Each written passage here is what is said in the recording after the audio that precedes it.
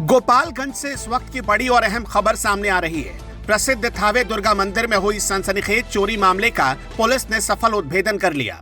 मां थावे भवानी के दरबार में सेंधमारी करने वाला कोई आम चोर नहीं, बल्कि उत्तर प्रदेश का एक शातिर अपराधी निकला।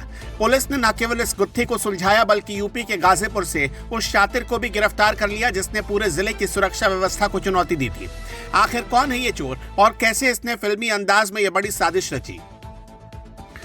गोपालगंज पुलिस को एक बड़ी कामयाबी तब मिली जब थावे दुर्गा मंदिर चोरी कांड के मुख्य आरोपी दीपक राय को पुलिस ने इटावा पुल के समीप से गिरफ्तार किया। पकड़ा गया आरोपी उत्तर प्रदेश के गाजीपुर जिले के बेटावर कला का रहने वाला है। सदर एसडीपीओ प्रांजल के नेतृत्व में गठित एसआईटी टीम ने तकनीकी जांच और वैज्ञानिक सबूतों के आधार पर इस शातिर अपराधी को धर दबोचा। पुलिस ने आरोपी के पास से वारदात में इस्तेमाल किया गया कटर, रेकी के लिए इस्तेमाल मोबाइल फोन, जैकेट और जूते बरामद कर लिए हैं। हालांकि मां का मुकुट और हार बरामद करने के लिए पुलिस की छापेमारी अब भी जारी है। जांच में जो खुलासा हुआ वो हैरान करने वाला है। आरोपी दीपक राय ने 10 दिसंबर को मंदिर की रेकी की थी।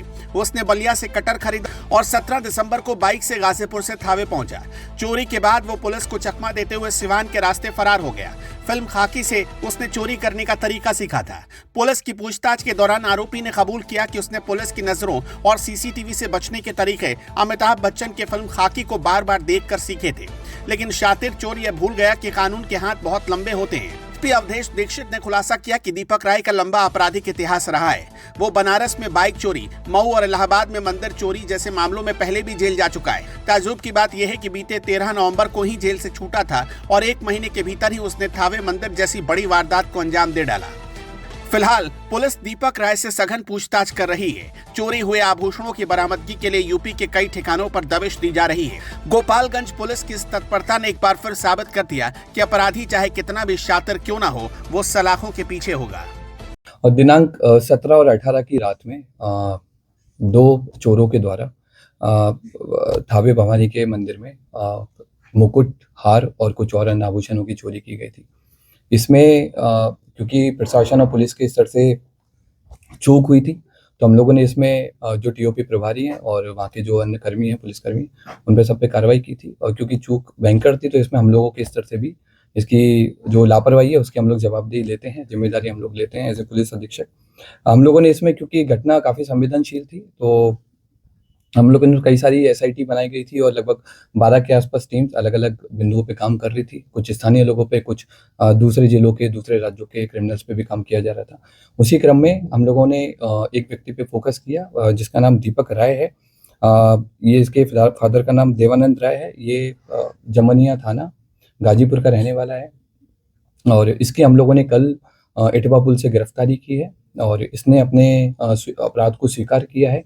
इसके द्वारा पूर्व में भी कई सारे ऐसे मंदिर चोरी में अपराध किए गए हैं।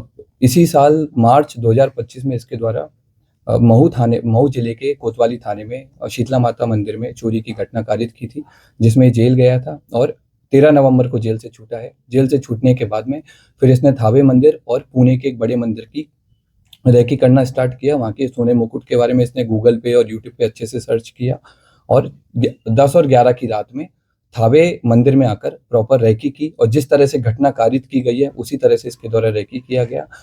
मंदिर के पीछे जो अंडर कंस्ट्रक्शन बिल्डिंग है उसमें चढ़ करके इसने देखा कि कैसे आना है, कैसे जाना है और किस तरह से पूरा प्लान करना है। ये उसने उस दिन पूरा स्ट्रेटजी बनाई और 17 तारीख की शाम को 5 बजे अपने घर से चलकर यहाँ पर थावे मंदिर में 11:45 के आसपास जिस तरह से रेकी की गई थी उसी तरह से इसके द्वारा घटना को कारित किया गया। कारित करने के बाद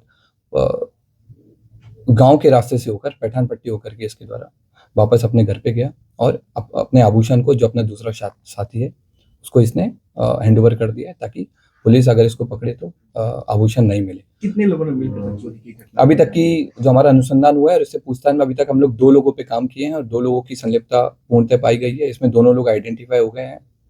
एक व्यक्ति दीपक राय की गिरफ्तारी हुई है। उसके पास से हमको घटना में जो उस दिन घटना हुई थी उस वाला कटर हमने बरामद किया है, जो कपड़े पहने हुए थे वो बरामद किए हैं।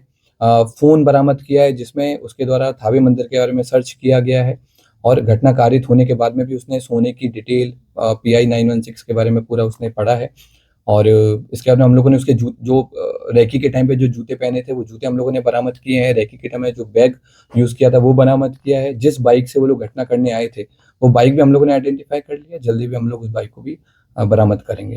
जो 30 लोग सर उठाए गए थे उसमें से कोई ये तो नहीं होगा? जो हम लोगों ने पहले जिन लोगों को डिटेन किया था पूछताछ के लिए, उन सब लोगों को, क्योंकि उन लोगों की संलिप्तता नहीं पाई गई थी, उन सब लोगों को हम लोगों की तरफ छोड़ दिया गया है।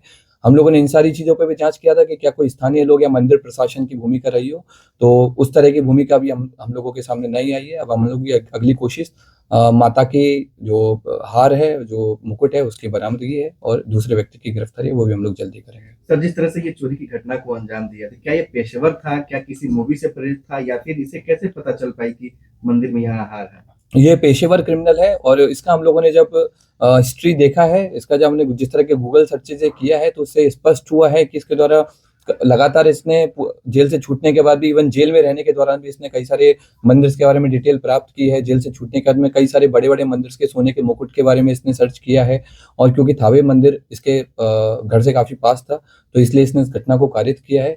इसने कई सारी जो क्राइम थ्रिलर है, जैसे जो बिहार बेस्ड एक मूवी बनी है, उस पे भी इसने सर्च किया, उसके बारे में पढ़ा कि कैसे पुलिस अनुसंधान करती है, कैसे पुलिस अपराधी तक पहुंचती है, कांड का उद्भेदन करती है, ताकि उन सारे तरीकों से बच करके, इसके द्वारा उन सारे तरीकों को यूज करके पकड़े जाने से बचा जा सके। क्या उस दिन मोबाइल भी लेकर पहुंचा था? नहीं, उस दिन ये मोबाइल नहीं लेके आया था। इवन जिस दिन रेकी करने आया था उस दिन भी इसने इंश्योर किया था कि इसका कोई भी डिजिटल फुटप्रिंट थावे या फिर गोपालगंज में नहीं रहे, ताकि अगर पुलिस कल को अनुसंधान करे या फिर कोर्ट में आगे ट्रायल हो तो इसके ऊपर कोई ऐसा प्रूफ नहीं मिले कि ये यहाँ पर मौजूद। कितने केसेस में सर ये वांछित रहा है? अभी तक के रिकॉर्ड के हिसाब से हमको इसके ऊपर 5 केसेस मिले हैं, जिनमें बनारस में इसने बाइक चोरी की है, महू में इसने मंदिर चोरी की है, और भी हमें लोकल सोर्सेज से पता लगा है कि पूर्व में भी कई सारे मंदिरों में चोरी कर चुका है, लेकिन वो अभी तक उद्भेदन नहीं हो पाए थे, इसलिए इसका नाम नहीं आया है।